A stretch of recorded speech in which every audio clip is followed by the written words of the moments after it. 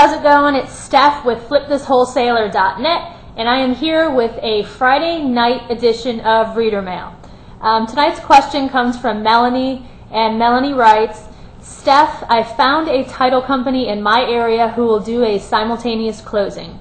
I've been making offers on REOs for a few months now, and I've come very close to having a deal. I have a few buyers lined up too, but I'm still a little unsure as to how a simultaneous closing works. Would you mind explaining the steps involved, please? I know I should probably ask the title company, but I don't want them to think I don't know what I'm doing. Thanks for your help, Steph. Melanie. Okay, if you guys have been reading my blog for a while, you probably know that I close all of my REO wholesale deals using a simultaneous closing. As you're probably aware, if you are wholesaling an REO, bank owns property, they will not allow you to assign your purchase contract. So you need to find a way around that. It's going to state in the bank's addendum that you cannot assign the contract. Not a whole lot you can do about it. So one of the options, there's actually several ways that you can wholesale REO deals. I'm not going to get into all of them right now. I am going to be doing a couple other videos that explain some of your other options. Tonight I'm just going to go over the simultaneous closing. That's how I do close my deals. Basically, a simultaneous closing, when it occurs, there are two separate transactions taking place. There's two separate sales. There's the A to B sale, and that would be me or the wholesaler purchasing it from the bank. And then there's the B to C sale, which is the wholesaler reselling that same property to their end buyer. And when you do a simultaneous closing, the end buyer's funds are used to fund both transactions. So when I go to closing, when I'm doing my REO wholesale deals, I go to closing, I don't have to bring any of my cash to the table. My end buyer's funds are used to fund both the A to B transaction as well as the B to C transaction. Now in the bank's addendum, they do require that the title work for the A to B transaction, it has to be done at they pick the title company. There's no way around that. A lot of people get confused. They wonder how I'm able to close my deals at my title company. There's no way around that the bank has to have the title work for the A to B transaction done at their title company. So once I sign all of the contracts with the bank, everything is ratified, they send that to their title company does the title work. And meanwhile, I have my signed contract with my end buyer, I bring that to my title company, and you need to have this lined up ahead of time. You need to have a title company in your area that will close, that will do simultaneous closings. There's several of them where I'm at in Tampa.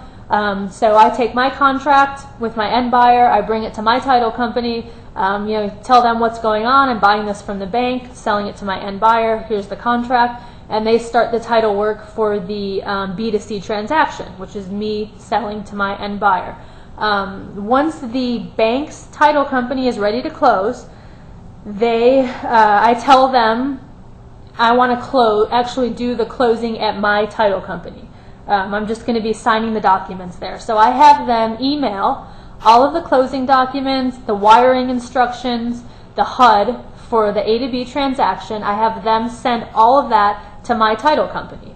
And it's called a courtesy closing. My title company is going to do a courtesy closing for the bank's title company, which basically means that they're going to take all of the closing documents and they're going to have me sign everything. They're just going to actually facilitate the closing. They're not doing the title work. They're not preparing any of the closing documents. They're basically just having me sign the documents.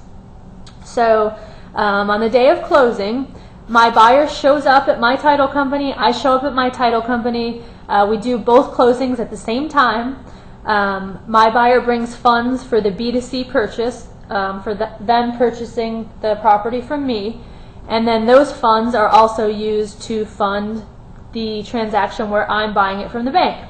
Once everything is signed, the money is there, my title company wires the funds to the bank's title company for the A to B purchase. They get everything, all of the documents signed for the A to B purchase, and they FedEx that back to the bank's title company.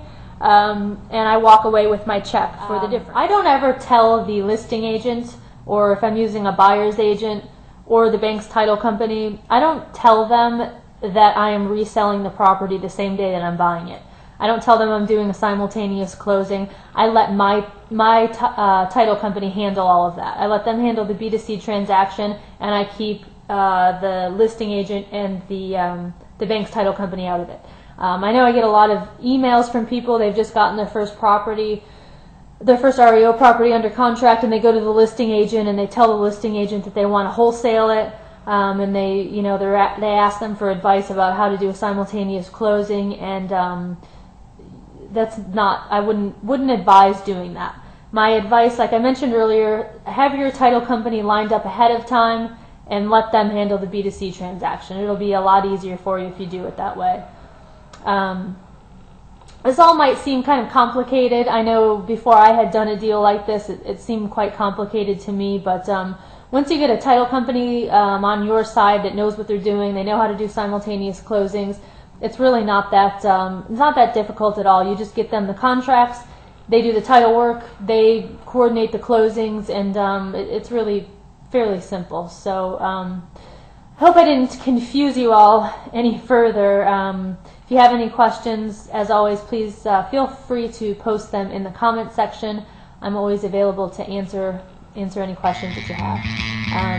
Hope you guys have a great weekend, and I will see you on the flip side. Take care.